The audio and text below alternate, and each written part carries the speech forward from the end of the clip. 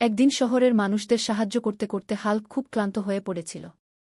সারাদিন সে নানা সমস্যার সমাধান করেছে, কোথাও গাছ পড়ে রাস্তা বন্ধ হয়ে গেছে, কোথাও আবার মানুষ বিপদে পড়েছে। সবাইকে সাহায্য করতে করতে সন্ধ্যা হয়ে গেল। রাতের দিকে হাল্ক নিজের ছোট্ট ঘরে ফিরে এল। ঘরটা খুব বড় নয়, কিন্তু বেশ শান্ত। জানালার পাশে একটা গাছ, আর দূরে একটা ছোট মাঠ দেখা যায়। হাল্ক হাতমুখ ধুয়ে রাতের খাবার খেল। তারপর একটু আকাশের দিকে তাকিয়ে ভাবল, আজ অনেক ক্লান্ত লাগছে, তাড়াতাড়ি ঘুমাতে হবে গু। চারদিকে তখন একদম নিস্তব্ধতা। আকাশে বড় গোল চাঁদ উঠেছে আর হালকা বাতাস বইছে। গাছের পাতা আস্তে আস্তে নড়ছে। হাল্ক বিছানায় শুয়ে পড়ল।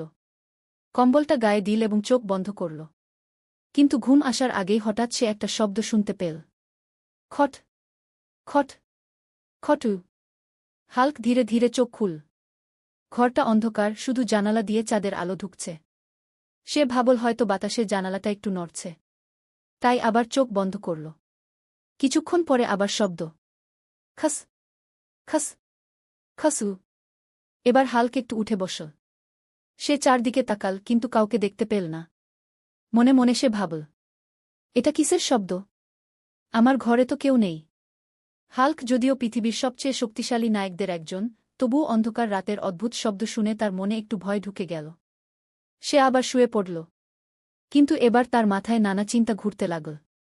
হঠাৎ করে দরজার দিক থেকে আবার শব্দ এল। থক হকু। হাল্কের বুকটা ধক করে উঠল। সে ধীরে ধীরে কম্বলটা মাথা পর্যন্ত টেনে দিল। সে মনে মনে বলল, না না, এটা কি সত্যিই ভূত নাকি? হাল্ক অনেক দানব আর খারাপ মানুষের সাথে লড়াই করেছে, কিন্তু ভূতের কথা মনে হতেই তার একটু ভয় লাগতে শুরু করল। রাত বাড়তে লাগল। বাইরে বাতাস একটু জোরে বইতে শুরু করল। জানালার পাশে গাছের ডালগুলো নড়ছিল। হঠাৎ হাল্ক দেখল জানালার পাশে একটা ছায়া নড়ছে। সে ভয়ে একটু পিছিয়ে গেল। মনে হল সত্যিই হয়তো কোনো ভূত এসেছে। হাল্ক ভাবল, আমি কি জানালার কাছে গিয়ে দেখব, নাকি এখানেই থাকব? কিছুক্ষণ দ্বিধায় থাকার পর সে সাহস করে উঠে দাঁড়াল। ধীরে ধীরে জানালার দিকে হাঁটতে লাগল। প্রতিটা পা ফেলতে ফেলতে তার মনে হচ্ছিল শব্দটা আরও জোরে হচ্ছে। হঠাৎ আবার ম্যাউ। হাল্ক থমকে গেল। সে দ্রুত জানালাটা খুলে দিল। আর তখনই সে দেখল একটা ছোট্ট বিড়াল জানালার পাশে লাফালাফি করছে। বিড়ালটা গাছের ডালে উঠতে গিয়ে বারবার জানালায় ধাক্কা দিচ্ছিল। আর সেই কারণেই এতক্ষণ ধরে সেই সব অদ্ভুত শব্দ হচ্ছিল। সবকিছু বুঝতে পেরে হাল্ক একদম জোরে হেসে ফেলল। সে বলল, আরে, আমি তো ভাবছিলাম ভূত এসেছে, আর এটা তো একটা ছোট্ট বিড়াল। হাল্ক বিড়ালটাকে একটু আদর করল। বিড়ালটাও শান্ত হয়ে গেল।